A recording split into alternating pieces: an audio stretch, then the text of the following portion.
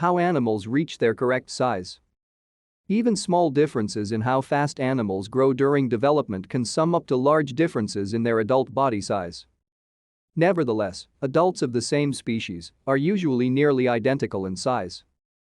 Benjamin Towbin, a postdoc in the Grosshans lab who is now at Uni Bern, discovered a mechanism that promotes such size uniformity without measuring size itself. His research using C. elegans showed that the speed of growth determines the speed of a genetic clock that times development. By and large, individuals of the same species grow to the same size.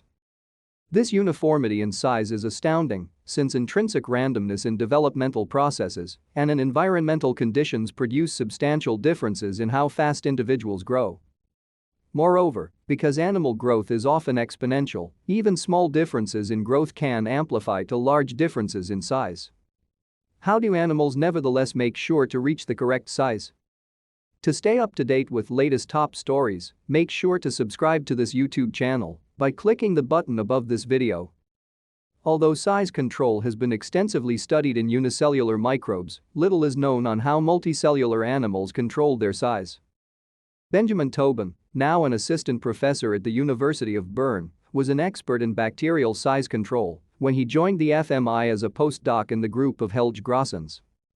He realized that the new live imaging technology that the Grosshans lab used to record development of the roundworm C.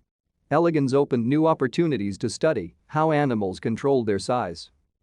In a study published in Nature Communications, Towbin used time-lapse microscopy to record hundreds of individual C. elegans from hatching to adulthood. Towbin discovered a mechanism that ensures the uniformity of body size among individual animals. The mechanism does not appear to measure size per se. Instead, it senses how fast an individual grows and appropriately adjusts the time after which this individual turns adult. Therefore, a slowly growing individual reaches the same size as a rapidly growing individual because it is given more time to grow. Towbin showed that this mechanism occurs by coupling the growth rate to the frequency of a so-called genetic oscillator.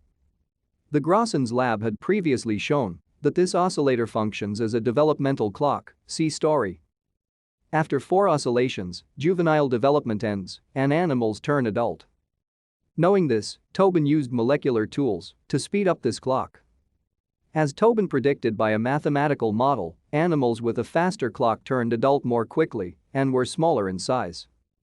The mathematical model also shows that an inverse relation of the growth rate and the oscillation frequency is not specific to worms but a general property of genetic oscillators, says Towbin, who is last author on the paper. Klement Stojanovsky, the lab manager of his current lab, is first author.